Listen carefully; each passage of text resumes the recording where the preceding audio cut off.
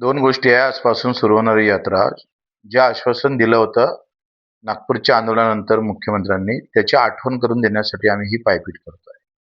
आणि दुसरी गोष्ट का मेळघाटचा जो तिथल्या मूळ लोकांचा जो संघर्ष आहे, त्याला विराम भेटला पाहिजे. या आयुष्य 75 वर्ष निघून गेले स्वतंत्र भारतातले आणि तरीसुद्धा पिण्याचं पाणी नाही, विद्युतीकरण नाही, साध्या शिक्षणाची व्यवस्था पाहिजे तशी ताकदवर करू शकले नाही. आरोग्याचा 3-तेरा वाजवून टाकले.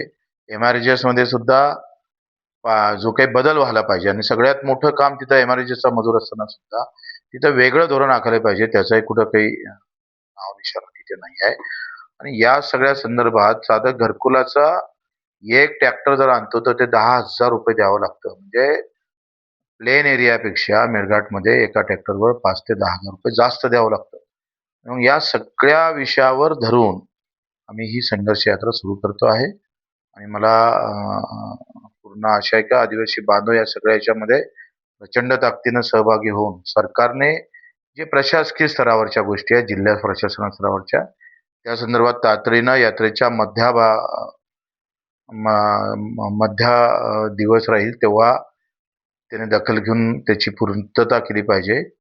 जे जिल्हा स्तरावरचे प्रश्न आहे, म्हणजे धोरणात्मक निर्णयासाठी सरकारनं जर समोर आलं नाही, तर गांधीगिरीनं सुरू झालेली यात्रा ही भगतसिंगगिरीवर कधी येईल हे सांगता येणार नाही. त्याची सरकारनं दखल घ्यावी.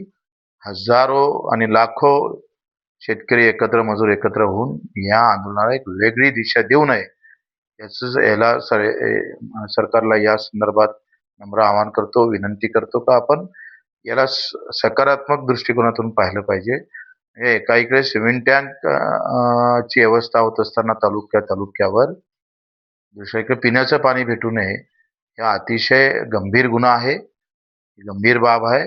त्याची दखल सरकारनं घेतली पाहिजे, या अपेक्षा आहे.